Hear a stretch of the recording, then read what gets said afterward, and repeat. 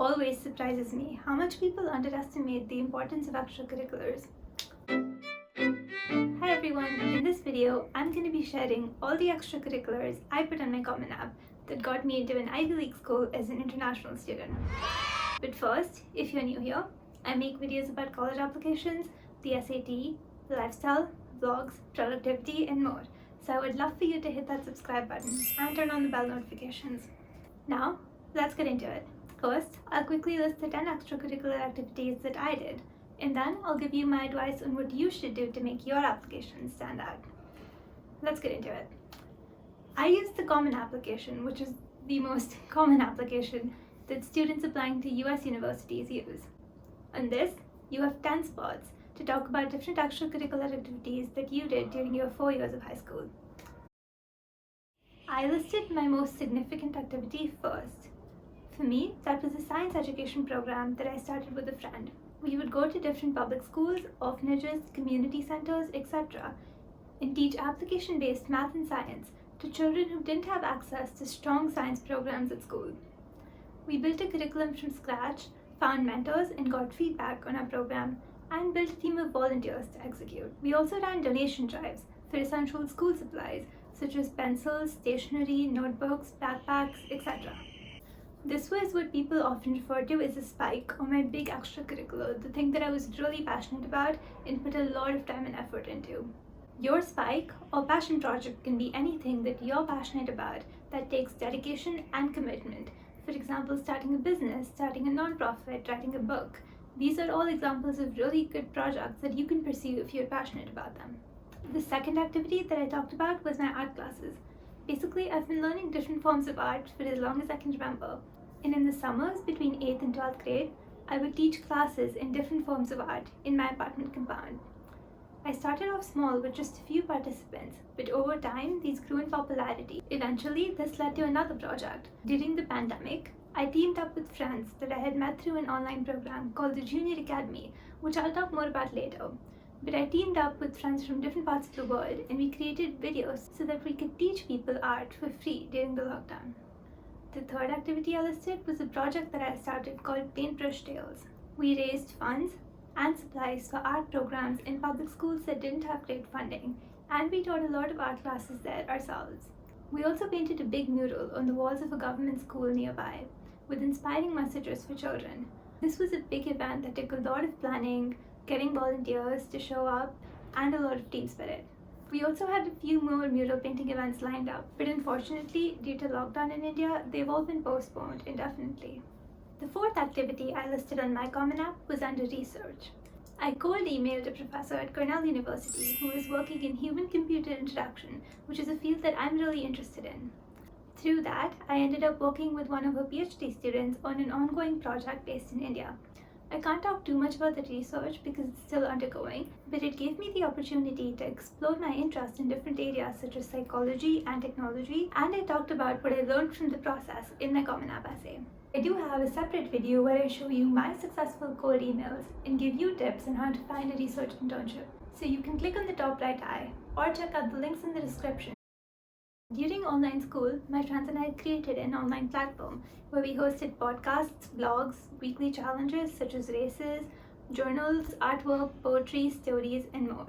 Basically, it was a platform to bring the school community closer together. We also gave clubs a chance to promote and recruit. I worked with an organization called Sunshine Autism Trust to create informational films raising awareness about different neurological disorders such as autism and Down syndrome. Second, I was an intern with a non-profit called Child Rights in New India. Next, I ran a 2-month-long fundraiser to raise funds for this organization's campaign against child labor in the villages of India. I also participated in literacy sessions that they organized in slums, where we taught basic reading, writing, and arithmetic to children. When it comes to community service, I would recommend that you do what you're passionate about. So for example, I knew that I had skills in graphic designing and writing, in creating films. So that's what I used to help these organizations in any way that I could. The seventh activity that I listed on my Common App was a peer tutoring program I started in my after-school residential community. We tutored students in math, science, and English. We formed a team of seniors who were good at these subjects, and we planned and held tutoring sessions twice a week. Starting a club or a project looks great to colleges because it shows so much initiative and dedication. If there are activities or programs that you're interested in but they don't exist at your school, I would highly recommend that you take the initiative and just start a program or start a club if you can get the support from your school. The 8th activity I listed was under debate/speech, and it's a really common one. You guessed it, it's Model United Nations. I started doing MUN in the 9th grade, and since then I've been to over 15 events and won various awards. I've also served in the executive board 3 times. At my old school, in 10th grade, we ran the MUN club where we held training sessions for junior delegates and organized a national MUN conference in Bangalore with over 400 participants. At my new school, in 11th grade, I chaired the Security Council for our school's MUN, and I chaired mock sessions for the advanced delegates in the MUN club. The 9th activity that I wrote about was a combination of 3 academic programs I had attended. The first was hosted by the New York Academy of Sciences called the Junior Academy. This is a completely free program, but you do have to apply, and it has about a 10% acceptance rate. Once you get in, you team up with members from all over the world on different challenges that the Academy sets twice a year. Winners and finalists get special prizes, but I was just a participant. The great thing about this program, apart from learning about research, is that you get to meet people from all over the world, and eventually these people ended up becoming my partners on some of my other projects. The second program was hosted by Plaksha University, and it was called Young Technology Scholars. This is a program you have to apply for with a small fees, which was really reduced because it was online this year. Here we learned about electronics, cryptography, number theory, hardware, software, coding, Python, etc. The third program was an entrepreneurship bootcamp hosted by the University of Queensland. This was through my school, so it was completely free for me.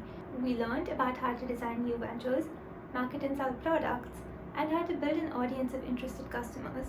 The great thing about this was that I was able to take the skills I learned and apply them to my science education and my art project. With academic programs, I would say that just being a participant isn't really impressive on its own. But if you can take the skills that you learned in a program and apply them to another extracurricular, that's a great idea, because that's what you're going to be doing in college and in life beyond that. You learn something and then you apply it to the real world. And if you can show colleges that you already know how to do that, that makes your application stand out. The 10th and final extracurricular I wrote about on my Common App was under journalism/publications. This was again a combination of 3 things. First, I interned with the national newspaper in India called the Deccan Herald. I got this internship through simple cold emailing, which I have a video about. Second, I was a self-directed writer all through high school, and I had different articles and fictional stories published in various magazines. I also included a link to these stories and magazines in the additional information section so that the admissions officers could see it for themselves. Third, I wrote, designed, and self-published an ebook on computational linguistics. Apart from these 10 spots, the Common App also gives you a great 650-word additional information section, which I also filled out and will now share.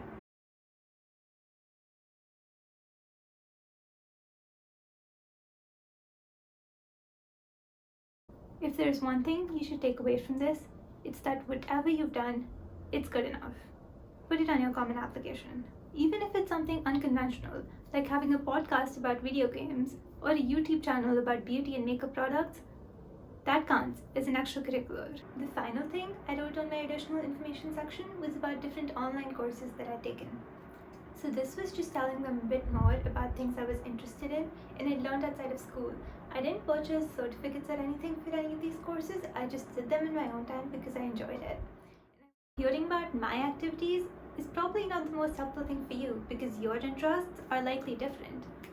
When it comes to extracurriculars, I have 3 tips. Discover what you love, do what you love, and maximize your impact. When it comes to discovering, that means trying lots of different things. For example, I just decided to try volunteering at a government school to teach children, and then I discovered that I loved it. Eventually, that led to me doing what I love, which is creating the science program to help students learn application-based science through experiments. And when it came to maximizing my impact, I took this idea to a friend and we built a team of volunteers. We got feedback on our curriculum and eventually we expanded this as much as we can to help as many people as we could. This can be in any form. For example, if you discover that you're interested in coding, you can find ways to do what you love. You can build an app, you can build a website, you can start a Girls Who Code club at your school. If you know that you like basketball, you could join a team, you could try it for your school team, and you could eventually try to get leadership positions or become the captain. If you discover that you like public speaking in organization, you can run for a small position in student council and see how that goes. When it comes to maximizing your impact, when you come to 11th or 12th grade, you could run for student body president or head girl/head boy, whatever the highest leadership position is called at your school, where you can make the greatest difference to your school. Whatever you decide to do, make sure it's something that you absolutely love, that you would do even if you had no college applications. I will be posting more videos with examples of extracurriculars that can help colleges, and videos such as how to start a club or initiative in your school or community, which you can check out here when they're posted. So subscribe so you can stay tuned for those.